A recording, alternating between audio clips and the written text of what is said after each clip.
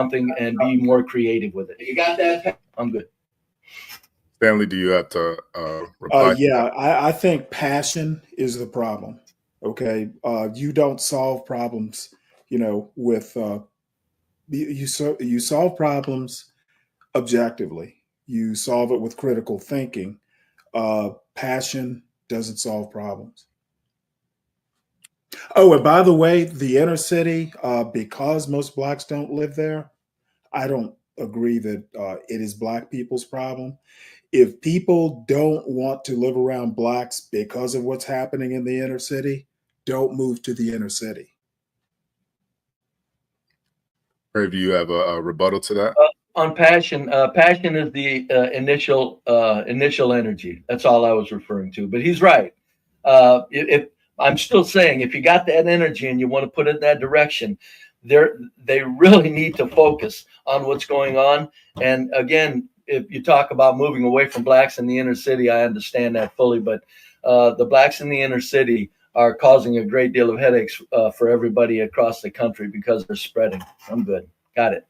Okay.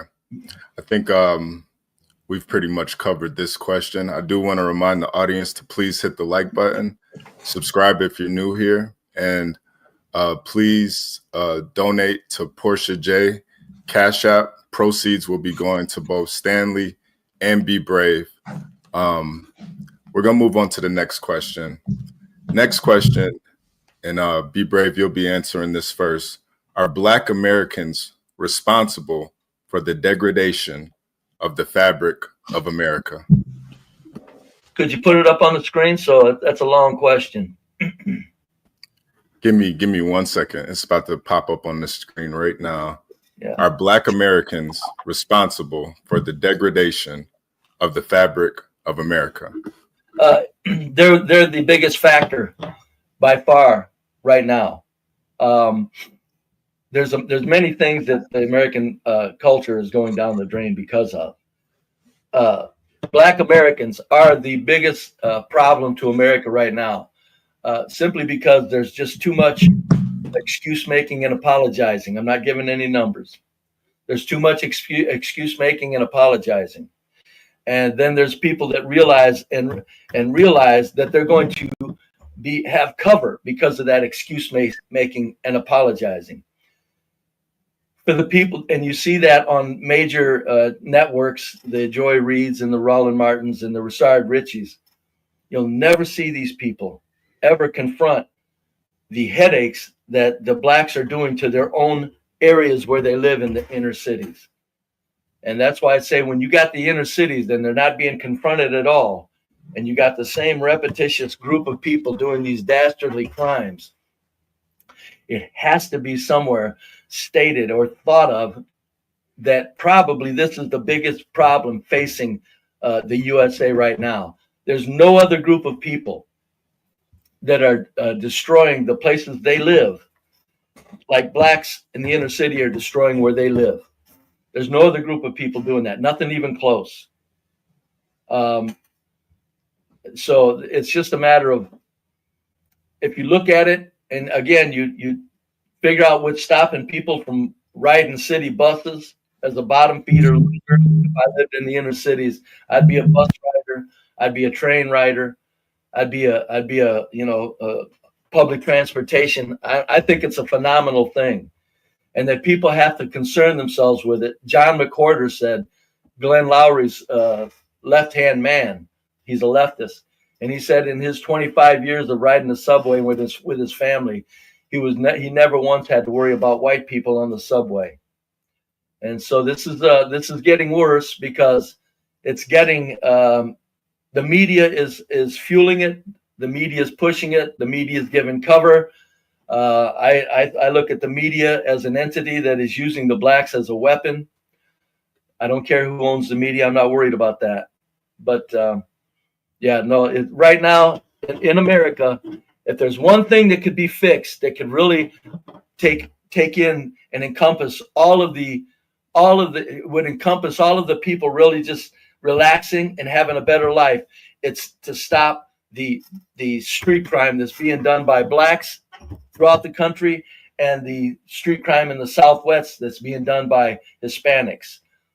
And the Hispanics in the Southwest are not doing what the blacks across the nation are doing. So yes, blacks are, yes. People don't see it, but if you look at all that it involves, all that it affects, and the far-reaching effects of people just feeling safe, blacks are tearing up the American culture more so than probably any one factor that a person can think of. Okay. Rating time, be brave. 5 seconds. Stanley, same question. Are Black Americans responsible for the degradation of the fabric of America? Can you hear me?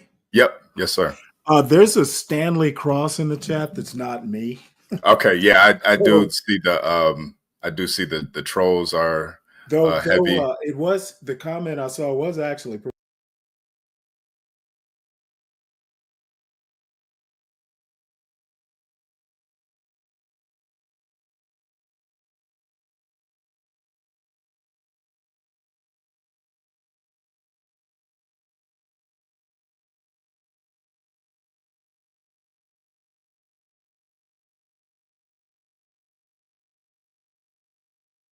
identity politics, which 10,000 books. He is representing America. He served his nation. We got Stanley Cross in the building. Stanley Cross, how are you doing? I'm doing good. Only 10,000? Only 10,000 and counting. 10,000 and counting. 10,000 and counting. Now we have good to see you, Stanley. Now we have you guys know him. He's very infamous on these streets. One of the best shit talkers that I've ever seen. Pretty much it for me. So you're saying it's not the blacks, it's the that everything is identity politics. But to me, if the statement is the crime in the inner city is the biggest problem in the Black community, I would disagree with that. Most Blacks don't live in the inner city. I think when you start talking pro-Black and pro-white or pro-group, any racial group, that's a textbook definition of identity politics. So, yep, I'll go with identity politics. That's probably closer to the truth than blacks are destroying American culture. Okay. Be brave. Do you have a rebuttal to that? Yeah, it's I haven't even really looked up what the hell identity politics could mean in a definition of a modern definition. What blacks are doing in the inner cities is they're making it so whites don't want to live around blacks. That's not identity. That's people saying, I don't want to live around people that's going to bring about pretty quick decay wherever they move to. That's just being whites taking advantage of what they've had. Whites have had a very easy life. Whites have had a very comfy life here. So have blacks. We've all lived like gods. We all have. So I don't think it's identity politics as much as there's too many blacks. Again, let me reiterate, there's too many blacks that are apologizing and making excuses for these people that have no concern about any other black people. Basically, they're behaving as psychopaths, and we're not calling it that. We call them criminals or youth or something of that nature, but it's psychopathic behavior because of, first of all, what they do to their own people that they live around, which isn't horrible other than to dominate them and dare them to do something like tell them to turn their music down. And then they spread out into areas in the city, which is they're spreading out with Section 8. They're becoming what I call a cancer now. So I don't think of it as identity politics. I think of it as surely, and it's inescapable that there's one group of people that are really causing a lot of headaches for all the other groups together, and all the other groups combined aren't causing the headaches that this one group is causing. Stanley, do you would you like to rebuttal that Hold on, let me unmute you real quick. Go ahead. If whites don't want to live around blacks, that's a textbook definition of identity politics. I don't know how to do much more of a rebuttal than that. Okay. Right quick, let me add, it's just a matter of self-preservation. I don't consider it politics. Go ahead. Okay. What do you think about that, Stanley? I think if the statement that I heard, whites don't want to live around blacks, assuming all blacks live in the inner city, to me.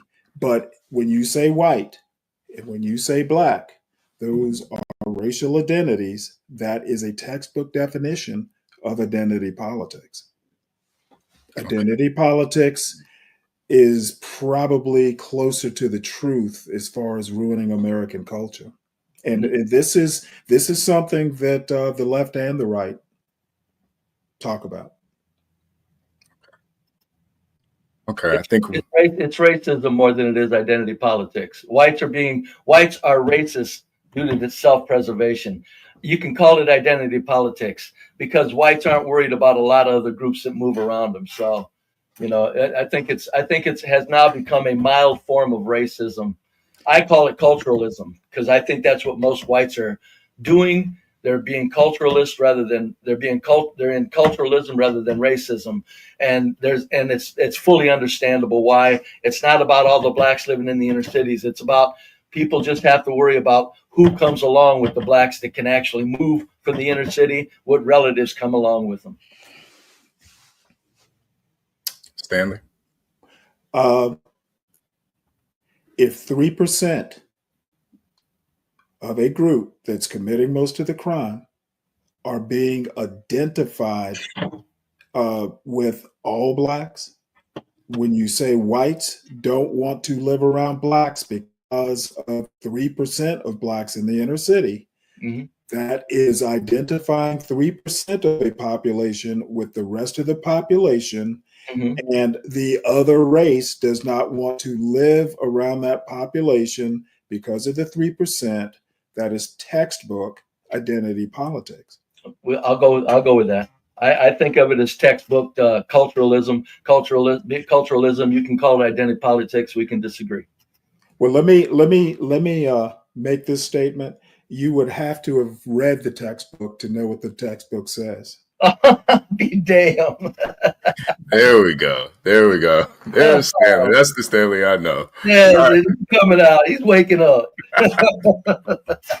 Okay. I think we've exhausted that question. So again, to the audience, make sure you guys hit the like button, subscribe if you're new here, and if you want to help sponsor this great debate, sorry about that, between Stanley Cross and Be Brave and Think, hit the Cash App, Portia J, scrolling at the bottom. All proceeds will be split right down the middle to both of these gentlemen. Next question. Has systematic racism had a lasting impact on Black communities in America? Be Brave, it's on you. You got the question up? Well, just give me 1 second. It'll pop up in 1 second. Right. There's like a little bit of delay, so the question will be brought up in 1 second. I'll say it one more time. Okay. Has systematic racism had a lasting impact on Black communities in America? Yes, of course. There's no way around that. So you got to get into the degree or the manner of what problem did it create? What other things has it done? As far as what it has done is it's kept Black people in unity. It's a shame because Black people that are together and they want to be a unit. Again, as I said earlier, they're not prioritizing correctly. But systematic racism has done what the damage that systematic racism has done is probably stopped when the civil rights hit. That's when the Blacks were okay. Whitey's off your back. Whitey's done. The systematic racism that existed after that was certainly existing. I've always been one to never deny white privilege. But right now, systematic racism, what it has done, it should be dwindling, and it should the fear of it should be dwindling among blacks. It's a matter of there's still the blacks are still like say white Americans in the USA live better than anybody in the world. White Americans in the USA live anybody better than anybody in the world because we do. Black Americans are right behind them. They're not. It's not this big gap. No, no, no. Nice try, black folks. You're right behind whites as far as enjoying the wonders of this nation and this culture. You're right behind us. So the systematic racism probably has the lasting effect more than memory rather than anything that should be reacted to. That's what I'm saying. A memory is okay. I understand it. People are crutching on it. They're now using it for a crutch, and that is destroying the black community. Go ahead. Okay, question to you. Same question, Stanley. Has systematic racism had a lasting impact on black communities in America? The answer is yes. All I have to say is look up the wealth and income gaps that are historical. For a while at the end of the 60s and the early 70s, those gaps started closing slightly. Around the mid 70s into the 80s, they started widening again. The next thing is whitey off your back basically means that, you know, the discrimination laws, the segregation, all that stuff got reversed legally. But whitey off your back isn't a solution. The problem is the quote hangover. You know, after 350 years, or let's just say, let's not even talk about slavery. Let's talk about Jim Crow. Post Reconstruction to 1964, that probably did more damage to, you know, wealth and income gaps, education gaps, et cetera, than slavery ever did. If you recall, right after Reconstruction, there was about 10 years where blacks were doing fairly well, you know, into Congress, politics, all that stuff. And then it got shut down in 1876, 1877. Then Jim Crow started. Then, you know, the real segregation started. You don't erase 150 years of oppression in 61 years. Now, how am I doing on time? Because I'm afraid I'm going to go over. You have a minute and 30 seconds left, Stanley. Okay. So, you know, like I said, and you know, the idea that whites are doing great and blacks are just behind them, I'm going to remind Be Brave that actually Asians, smaller group, of course, but they're doing way better than white people as far as income and wealth. So, you know, I guess blacks, if I recall, it's Asians, whites, Hispanics, blacks. All that to say that I think comparing, you know, a black population to the rest of the African diaspora, that's just rhetoric. We want to compare Americans to Americans, not Americans to Tanzanians, or Black Americans to Tanzanians. I think that's just the wrong framing.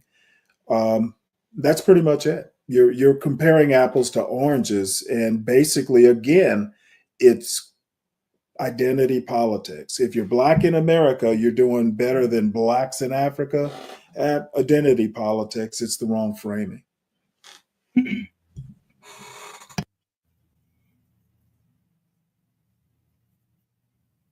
Be Brave, would you like to respond to that? Yes. First of all, 150 years of oppression has been erased with 60 years of magnificent opportunities and the godlike living standard that we have in this country. That 150 years of oppression was washed away due to the magnificence of all of the living standard of everybody in this nation. For people in this country living as well as we do, is it compared to the rest of the world, even Europe. Okay, go past Europe, now go into the third world countries. For anybody to think that the 150 years of oppression were not completely done away with the Magnificent Living Standard is ridiculous. And Asians, the reason Asians are not doing better than whites, they're doing better than whites in income, they're doing better than whites in education. What they're not doing is they're not upholding the white culture that has been the 100-year magnificence on the planet in the history of the species. That's why I say whites are at the very top, because we are the group of people that are the absolute most productive people on the planet. We probably have the highest collective IQ of anybody on the planet, including Asians. So it's not a matter of income or education. When I speak of white magnificence, it's a matter of where we live. Everybody wants to come where we're at, including Asians. Nobody wants to go to where Asians live. Of course, people want to try it out and mess with it. But when it comes to like bringing a family, everybody in the world wants to come where this white man established this country here. That's why when I say whites are at the top, we're at the top. And I'm telling you, Asians you're right. Education and finances, I don't count that. I count the ease of living and the comfort of getting up every day and living your life. Whites are first, blacks are right behind them. That erased all the 150 years of oppression. The 60 years of magnificence, if blacks still thinking of 150 years of oppression while they're living like gods, I would hate to be a black man that has to meet his maker with that silly self-pity. Stanley? Well, what Brave is calling self-pity, I will call facts. Okay, you go and you read your own white authors, people like Charles Murray. He will be the first to admit that if we're gonna go strictly by IQ scores, whites are not at the tippy top. And to be honest, just to kind of go off script and be all non-scholastic about it, white people have gotten lazy because of the magnificence you talk about, and I won't bring up examples, though I have one in mind. So all I have to say again, that identity politics, whites at the tippy top, the magnificence of 60 years. I'm just gonna go ahead and chuckle lightly and suggest that you read Charles Murray. He's white. He disagrees with you. Okay. Charles Murray said nothing about collective IQ. I said collective IQ. Charles Murray wrote The Bell Curve, which is specifically about IQ. I would like you to read that and maybe write him and criticize him. He literally wrote a book on group and collective IQ. I stand corrected. He wrote a correct collective IQ in that book, or just individual IQ? Nope. He basically, one of the problems I have with the Bell Curve is he groups people by race, Asian, Hispanic, Black. He literally groups people by race. That race is a collective. No. Identity. Okay, sir, I'm not going to even debate it. Well, read The Bell Curve. He literally. Do I get my time? People. Yeah. He literally classifies by race, IQ by race, not individual. Okay, Stanley. I'm sorry if I went overboard there. Let me mute. No. Go ahead, Brave. You can respond. I do declare that book, I haven't read it. Everything I've heard about it is talking about the individuals within the group. He's correct.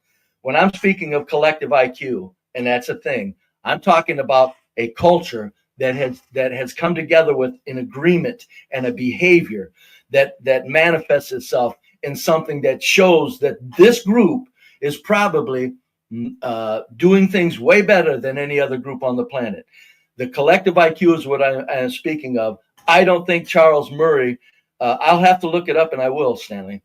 But I think he was talking about groups, and then he was going down to individuals within the group, because he was talking about the group as a whole, but the individual, he was assigning it like an individual IQ to it.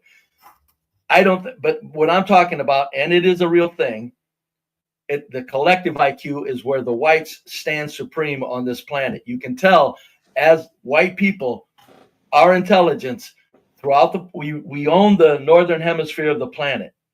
That's not because we're stupid. That's not because the Asians are smarter than us. We did something very correctly, and that is an indication of a real concrete, not a division or not an individual IQ that's assigned to a group. I'm saying the collective IQ, that whole group as they act, is the collective. And our IQ, I'm saying, is superior on the planet, and it's obvious by where we live. Okay. I think we've exhausted that question. Stanley, do you have any replies to that? I don't know that I want to debate someone who hasn't read the book. I have. What he says in the book, he does most of the book talking about group general intelligence. G is what IQ measures. He does say that, hey, you cannot judge individuals necessarily. There will be individuals who are way smarter than the group, the collective IQ. The book is about collective IQ. It is essentially, something that I don't necessarily agree with, but I recommend you read the book. It may educate you a little bit on how IQ and general intelligence works. Okay. So that's it for me.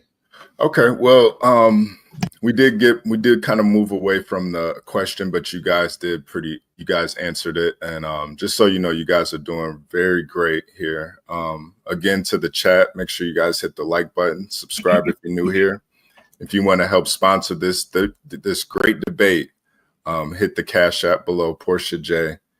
The next question, also about race, should the U.S. government provide reparations for the historical injustices of slavery and Jim Crow laws?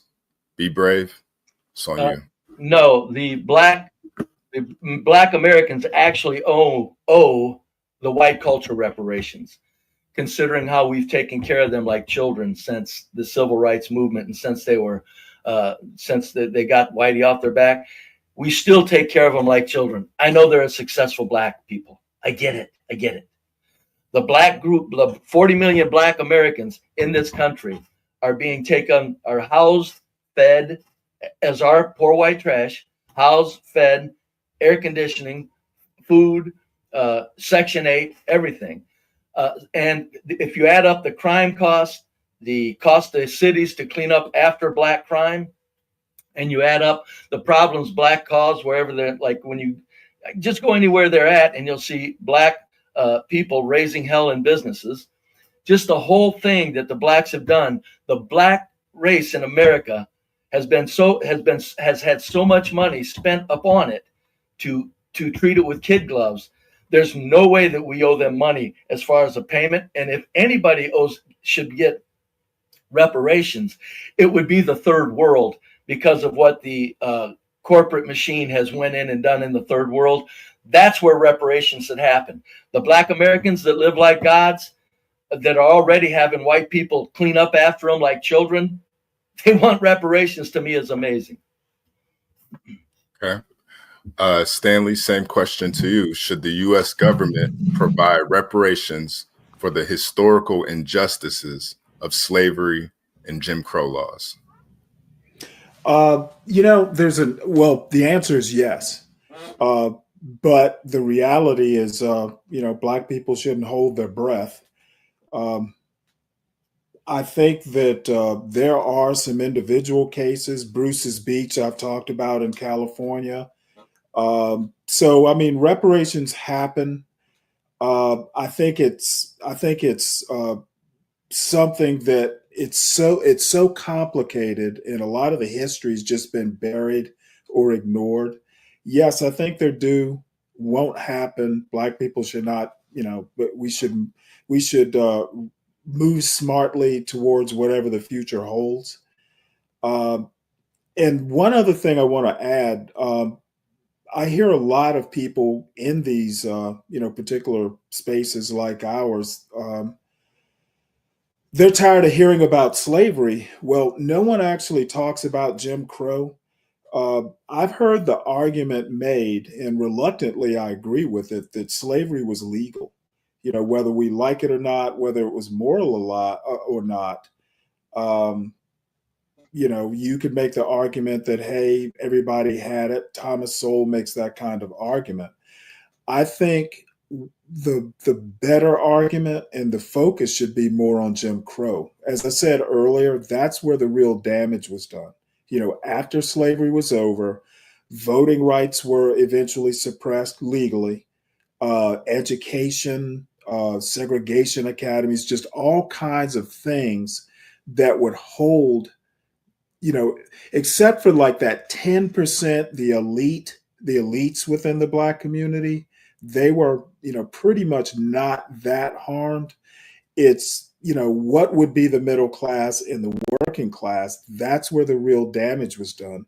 And then coming, you know, once the laws have been changed and, you know, civil rights has kind of gotten close to achieving its goal, you know, you're basically starting from zero or starting from scratch. 61 years, in my opinion, was not enough.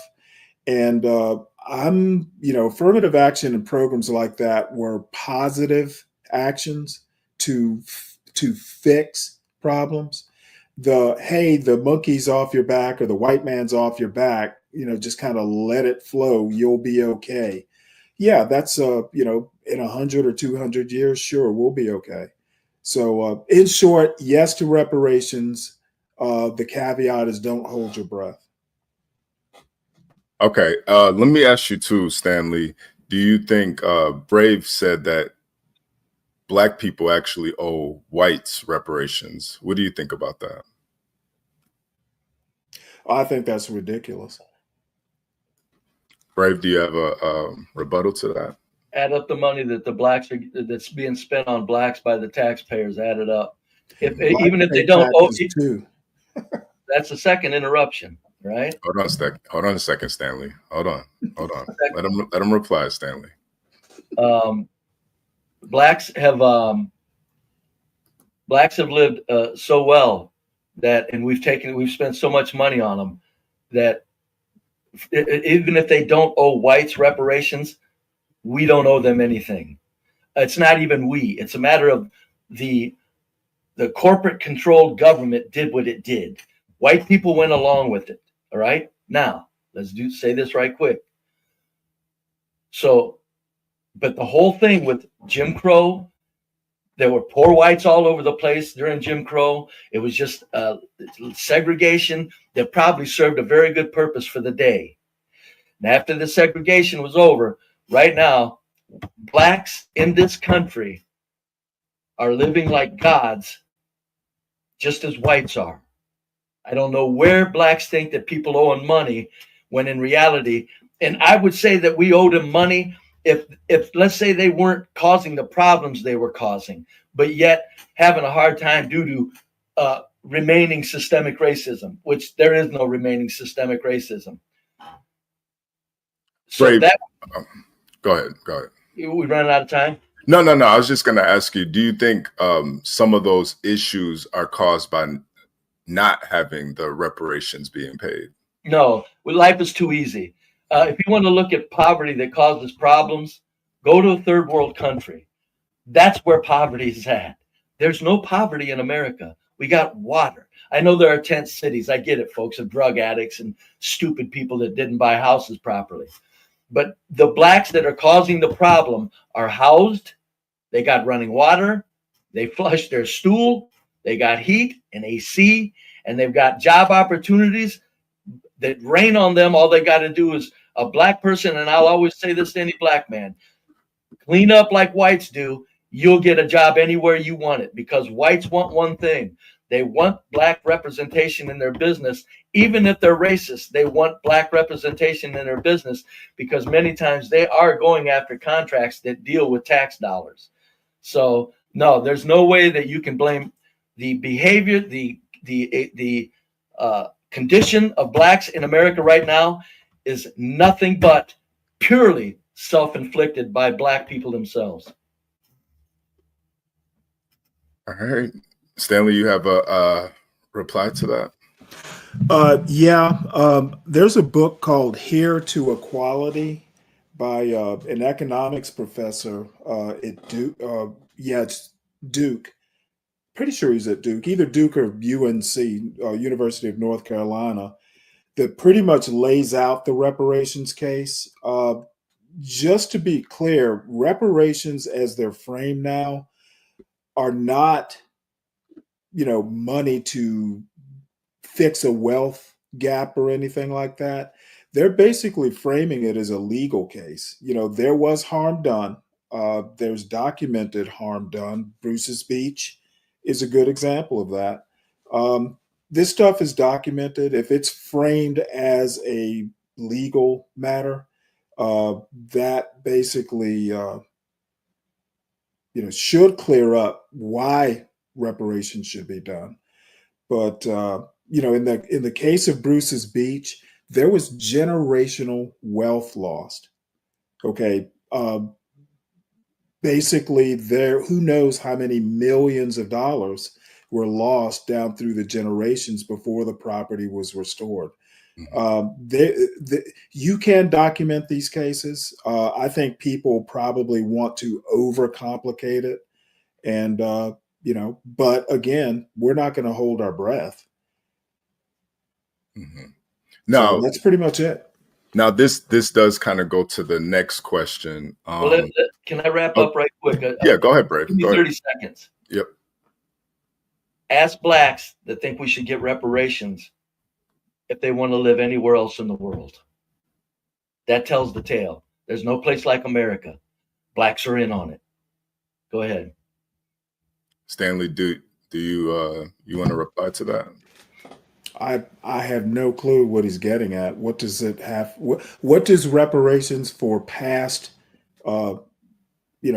injustices have to do with where you live, other than they happened in America, and we live in a system where people sue the government all the time for damage done. That's my response. I had my say. Okay. Blacks living like gods. They don't need money. Go ahead. Okay. Well, this does go to my next question, and to the chat, make sure you guys hit the like button, subscribe. If you want to help sponsor this episode, this debate, please hit the Cash App below, scrolling at the bottom. What are the long-term effects of redlining on racial wealth disparities today? Brave, it's on you. The long-term effects are that there are no real intense long-term effects. Mm-hmm. The blacks that, again, for the last 60 years, the blacks have had a situation where they said, I'm black, you better treat me right. And I don't mind that. I'm not against that. After Jim Crow, if I was a black man, I'm saying I'm black. You better treat me right. So the redlining that occurred was also done for a lot of poor people. There was the government organization that started making loans after the war. It's HOLC or something like that. There were more black mortgage holders in that private company's business than any other private loan mortgage company. FHA is where it came in. FHA, the Federal Housing Administration, started the redlining. Took the redlining and kind of kept it alive. And the reason that happened a lot was because the FHA was into building new homes, which protecting the investment of homes, they moved whitey into them. So does redline have a lasting effect? No. There's too many poor white people that didn't get in on anything either. Immigrants coming over. Immigrants from third world countries. They're all fabulously doing very well. And all of a sudden, the poor little blacks just can't get it together because of redlining. It's silly to think that the past, so many decades ago, has any lasting effect right now on these young people that basically have everything laid out before them and are turning their backs on it and turning into and relying more on their anger for their thinking than their preconceiving of what they need to do in the business world. Okay. Stanley, same question. What are the long-term effects of redlining on racial wealth disparities today? Well, mainly wealth. I mean, the home being, a lot of people's biggest asset or investment. Not being able to take out mortgages. I mean, mortgages were basically, withheld on houses that were redlined. That money couldn't be used to finance a college education or start a business or anything like that. I want to bring up one historical point, though. There were the Homestead Acts in the 1850s where white people, white immigrants specifically, were given large tracts of land. So poor white people not getting anything, uh, depending on when you want to ask when that wasn't happening, there's a whole history behind the Homestead Act. So immigrants did get, some free stuff as far as land, that sort of thing. So that's just inaccurate. So wealth disparities, I think that was the biggest impact of redlining. And if, like Bruce's Beach, generational wealth was not something that the Bruce family could capitalize on, it's probably immeasurable how much generational wealth was missed out on. So financial, wealth disparity, that was the main impact of redlining on the Black community. And I'm sure whites too, but blacks were disproportionately affected. So, Right quick, then. I'm not talking about immigrants that got in on the Homestead Act. I'm talking about immigrants that come over here today, 10 years ago, 20 years ago. Look what they're able to do. That proves that the redlining basically almost has become nothing as far as damaging to a group of people. The blacks are using that as a crutch again, in like so many of the crutches they use. There's nobody saying things were perfect. I'm not. What I'm saying is things landed in such a magnificent realm that for blacks to worry about this stuff that happened in the past, to me, is absurd, considering we're living like gods, all of us. And look what the modern immigrants do when they come over here and how well they do. And blacks aren't catching on to that. I'm done. I got it. Stanley. Well, history speaks for itself. Redlining, my argument is that redlining had lasting effects. Of course, if you bought a house or, 20 years ago was what, right around the turn of the century. Of course, redlining was made illegal back in like 1968 or something like that. So, of course, 20 years ago, redlining wouldn't be affecting anybody. It's the legacy effects that I'm talking about. So, as a correction, so was I. I'm sorry. Wait, was that an interruption? I thought you were done. I'm sorry. I'm very sorry. Yours was intentional. Mine was an accident. Go ahead. Go ahead, Stanley. Go ahead. Oh no, I'm done. Okay.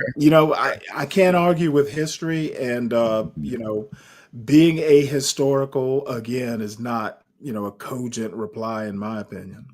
And Stanley, you are correct. The Fair Housing Act was enacted in 1968, so that was when redlining was ended. Yes. Let me be sure on something. I know redlining ended a long time ago. That's my point. I'm not saying it existed 20 years ago. I'm saying the immigrants that come over here are doing phenomenally well because of this white culture that they're a part of. I know redlining was a long time ago. I'm saying the effects of it, certainly I'm not denying that there aren't people that were done out of legacy wealth, but a whole lot of people, a lot of black people, it's obvious that they're turning their backs on the modern magnificence. That's my point.